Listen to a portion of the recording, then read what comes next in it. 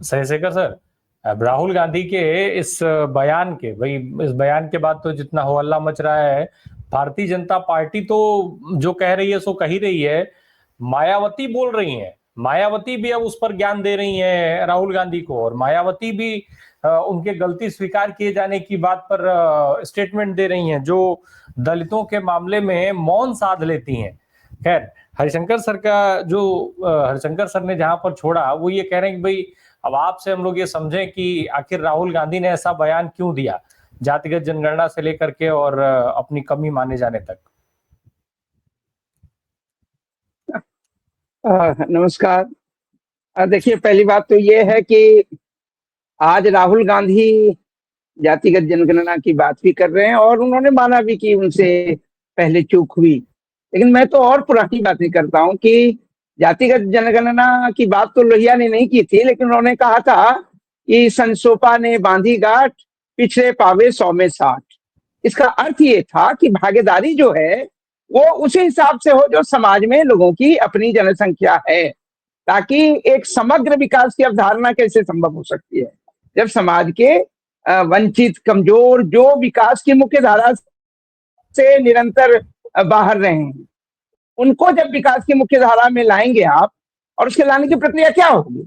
वो प्रक्रिया में तो आपको भागीदारी देनी होगी। तो ये बात जो है लोहिया जी की तब की थी, और ये बात कांग्रेस को उस समय समझ में नहीं आई। लेकिन बाद में जब से राहुल गांधी ने इस बात को माना है कि जातिगत जनगणना भारतीय समाज में क्यों जरूरी है और बहुत जरूरी है, तो इसका अर्थ ये होता है कि कोई भी समाज जो है एक जिसको कहते हैं ना कि समरूप समाज नहीं होता है। तो जहां सामाजिक विषमता इतनी रही है, आर्थिक विषमता तो है ही, क्योंकि सामाजिक विषमता का संबंध आर्थिक विषमता से है, और उसी को लेकर के शैक्षणिक पिछड़ापन आता है। तो ये सारी चीजें जो दूसरे से जुड़ी हुई, गुथी हुई हैं। तो राहुल गांधी को ये बात समझ में आई। ये बात अलग है कि देखिए, मंडल कमीशन जब बना था तो उस समय जनता पार्टी की सरकार थी और मंडल कमीशन बना। मंडल कमीशन के पहले भी कांग्रेस ने जो है कालेकर कमेटी और सब बनाया था, लेकिन दुर्भाग्य से वो पिछड़ों का आरक्षण जो है नहीं दे पाए, चाहे जो भी उसके रीजन है, बहुत साफ रीजन भी है। लेकिन एनीवे, ये इस प्रकार दक्षिण में तो पहले से उसको पिछड़ों को जो है वो आरक्षण मिला। बिहार में कर्पूरी ठाकुर फिर एक समाजवादी ने जो है किस प्रकार से पिछड़ों के लिए 26% रिजर्वेशन उस समय किया था।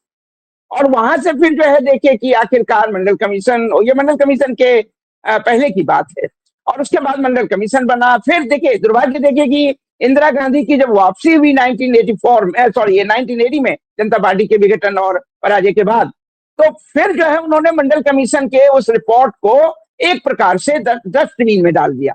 यहां भी चूक हुई, चूक यहां भी हो गई। आखिरकार जब एक कमीशन ने रिपोर्ट दिया, उस पर चर्चा भी करते और चर्चा करने के बाद उसे अब लागू भी करते, लेकिन उन्होंने फिर चूक की। और उसके बाद फिर से कैसे जब बीपी सिंह आए तो उन्होंने 89 में के बाद जो है कैसे उसको लागू किया, और इस प्रकार से मंडल कमीशन फिर न्यायपालिका में, जिसका राय साहब जिक्र भी कर रहे थे, इंदिरा साहनी मुकदमा, और फिर उसके बाद अंततः वो लागू होना।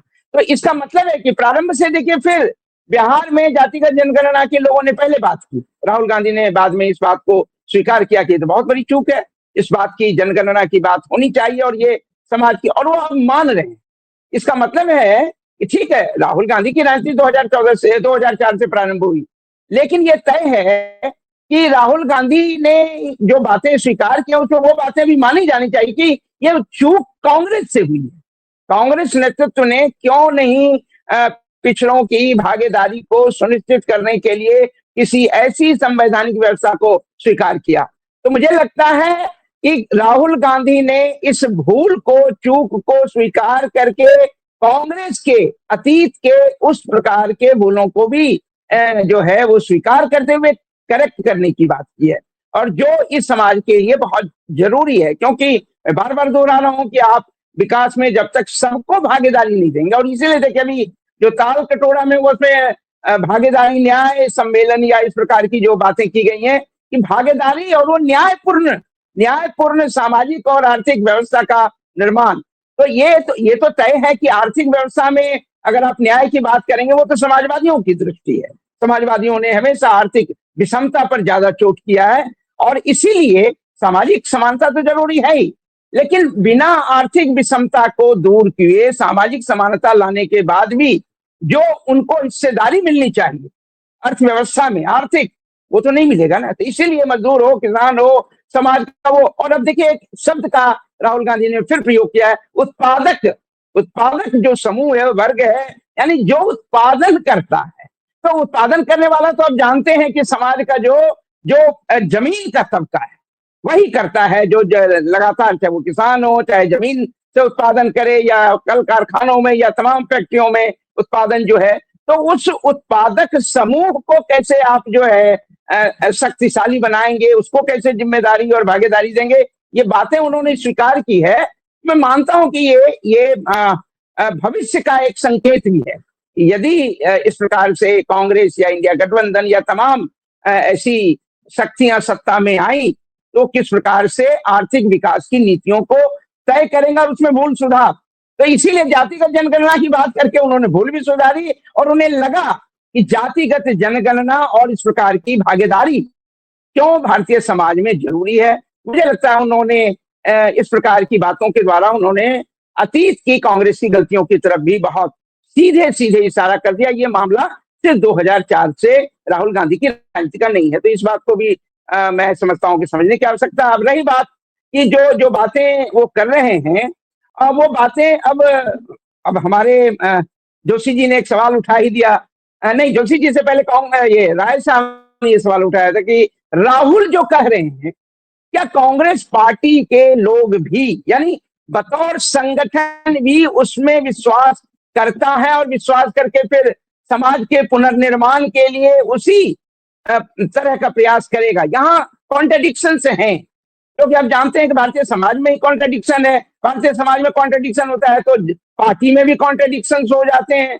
और कांग्रेस कभी भी बहुत कैडर बेस्ड पार्टी नहीं रही है, आप ये बात जान लीजिए। ठीक है, आजादी के संघर्ष में गांधी ने तो कांग्रेस को कैसे चवनिया मेंबर्स के द्वारा वो सारी चीजें दी, लेकिन वो कैडर बेस्ड पार्टी नहीं। तो जिस प्रकार के कांग्रेस को प्रशिक्षण की आवश्यकता है, वो प्रशिक्षण ये है कांग्रेस की आर्थिक नीति, सामाजिक नीति, अन्य प्रकार की नीतियां, और कांग्रेस के सदस्यों को, कांग्रेस के संगठन में काम करने वाले लोगों को इसी बात को जनता तक पहुंचाना है।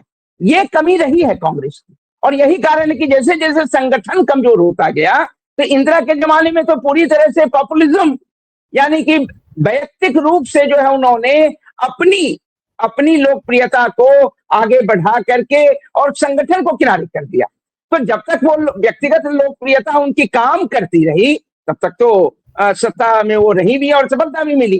फिर धीरे धीरे जब उस व्यक्तिगत लोकप्रियता में कमी आने लगी, तो फिर उन्हें लगा कि अब क्या रास्ता है, तो जनता का मुंह बंद करो, अभिव्यक्ति की आजादी को छीनो, मीडिया को किस प्रकार से। तो दुखद ये है कि उसके बाद स्थिति आप जानते हैं कि इमरजेंसी लागू हुई और संगठन, उसके जेपी आंदोलन के बाद और सारी बातें। तो मुझे लगता है कि इस बात को समझने की जरूरत है कि राहुल गांधी कांग्रेस के तमाम जो भी लोग हैं कांग्रेस में, उनको ये प्रशिक्षण देने के लिए निरंतर एक व्यवस्था करें, जो वो गुजरात में जाके अब कर रहे हैं, वो करें और बताएं कि नहीं, आपको इसी लाइन को लेना है भारतीय समाज में। और उसके बाद अगर जो उस लाइन से हटेगा, देखिए संगठन में ये करना होता है, अगर आप उस लाइन में विश्वास नहीं करते हैं तो आप भाजपा में जाइए, भाजपा की गोद में जाइए। बहुत सारे कांग्रेसी नेता वहां चले गए, उनको जाने दीजिए, वो आपका भला करने वाले नहीं हैं।